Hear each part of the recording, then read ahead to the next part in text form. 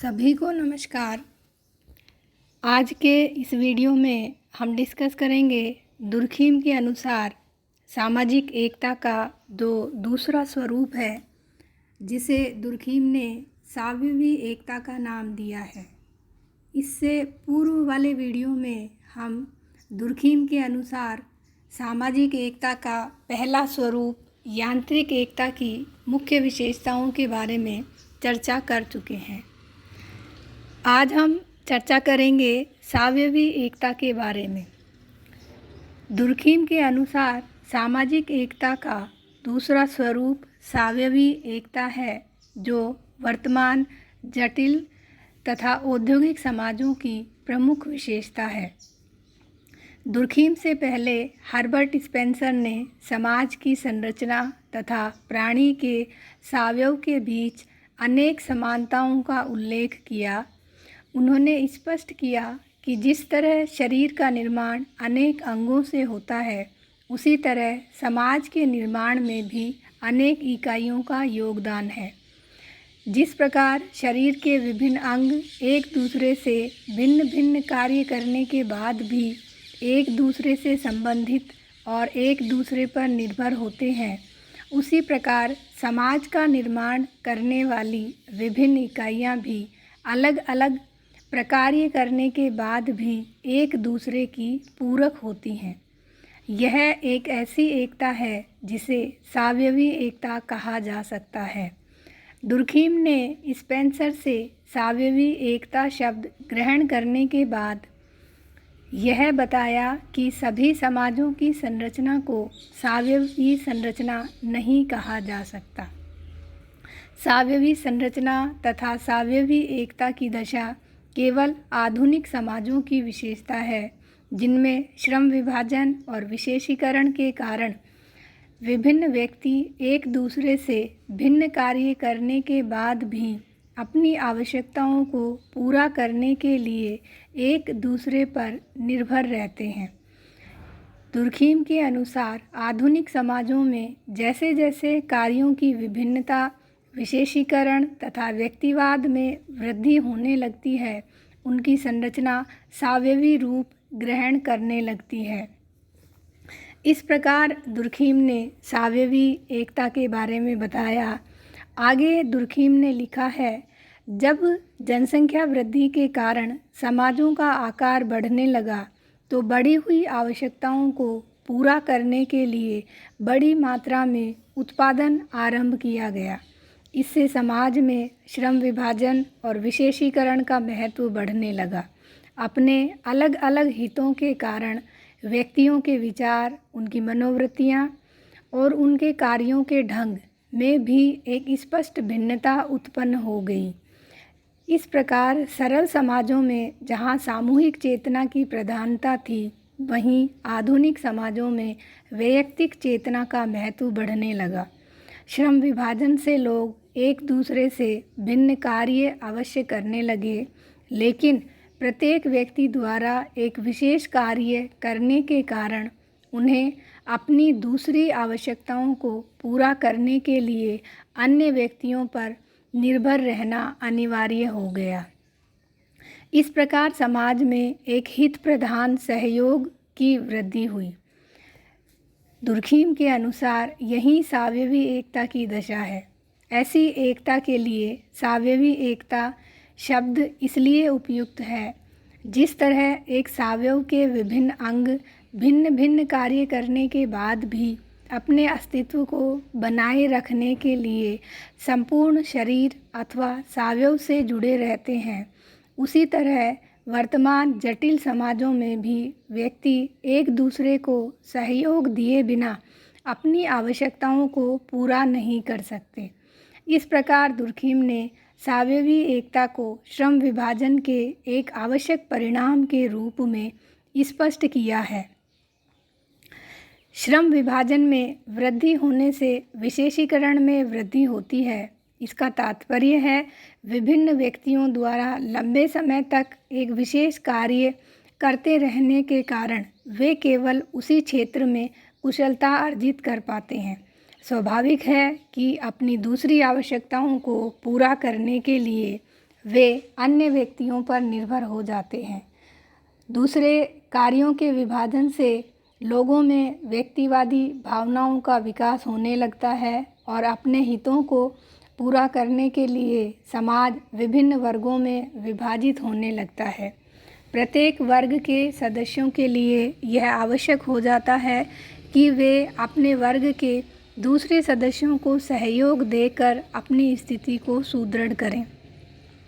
श्रम विभाजन से लोगों के बीच तार्किक संबंधों में वृद्धि होती है, जो सावेवी एकता में भी वृद्धि करती है। प्रतियोगिता में होने वाली वृद्धि भी श्रम विभाजन का ही एक आवश्यक परिणाम है। समाज में जैसे जैसे प्रतियोगिता बढ़ती है, समान कार्य में लगे हुए व्यक्तियों को एक दूसरे को सहयोग देना आवश्यक हो जाता है। इस प्रकार श्रम विभाजन अस्तित्व के लिए संघर्ष की दशाएं उत्पन्न करके भी एक ऐसी एकता की अनिवार्यता को स्पष्ट करता है जिसे सावेवी एकता कहा जा सकता है। इस प्रकार दुर्खीम ने सावेवी एकता की अवधारणा को स्पष्ट किया और बताया कि जैसे जैसे जनसंख्या में वृद्धि होगी, समाज जटिल होते चले जाएंगे और समाजों में हमें यांत्रिक एकता की जगह सावेवी एकता देखने को मिलेगी। आगे हम चर्चा करते हैं सावेवी एकता की विभिन्न विशेषताओं के बारे में जो दुर्खीम ने बताई हैं। सबसे पहली विशेषता व्यक्तिगत असमानताओं में वृद्धि। यांत्रिक एकता की मुख्य विशेषता जहां समानता है, वहीं सावेवी एकता की दशा में व्यक्तिगत असमानताओं में तेजी से वृद्धि होने लगती है। दुर्खीम ने लिखा है, जहां एक और आदिम समाजों में लोगों की समानताओं से यांत्रिक एकता का विकास होता है, वहीं आधुनिक समाजों में बढ़ते हुए विभेदीकरण के कारण सावेवी एकता विकसित होती है। इसका अर्थ है कि जैसे जैसे यांत्रिक एकता दुर्बल पड़ने लगती है, उद्योगों से संबंधित तरह तरह के क्रियाकलापों में वृद्धि होने से लोगों के विचार, कार्य करने के ढंग और जीवन शैली में एक स्पष्ट भिन्नता उत्पन्न होने लगती है। इससे समाज विभिन्न परिस्थितियों वाले समूहों में विभाजित होने लगता है। सामाजिक विभेदीकरण में जितनी अधिक वृद्धि होती है, यांत्रिक एकता की जगह सावेवी एकता का महत्व बढ़ने लगता है। दूसरी विशेषता विशेषीकरण बताई है दुर्खीम ने।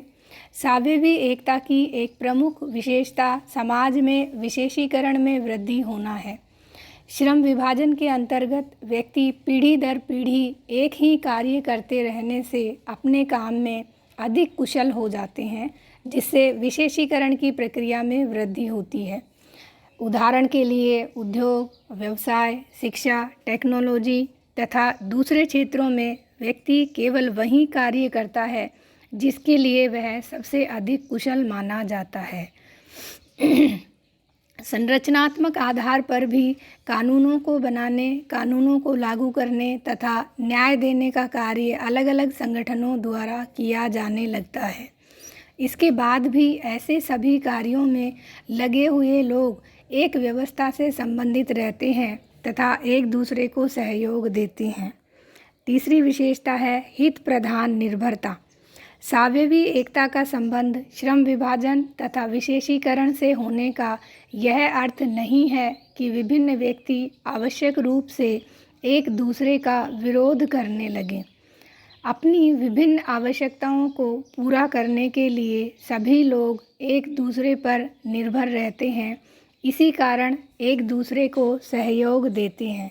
इसके बाद भी यह हित प्रधान एकता होती है, जिसका आधार सहयोग के द्वारा अपने स्वार्थों को पूरा करना होता है।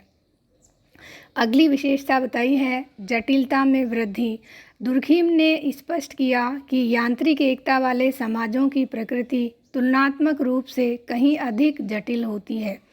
एक और इन समाजों में व्यक्तियों की आवश्यकताएं बहुत अधिक होने के कारण उद्योगों में वृद्धि होने लगती है, तो दूसरी ओर ऐसे संगठनों को प्रोत्साहन मिलने लगता है जिनकी प्रकृति औपचारिक होती है।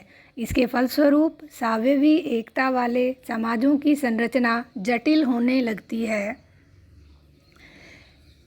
सावयवी एकता को बनाए रखने के लिए जैसे जैसे राज्य के कानूनों का विस्तार होता है, इस जटिलता में और अधिक वृद्धि होती जाती है।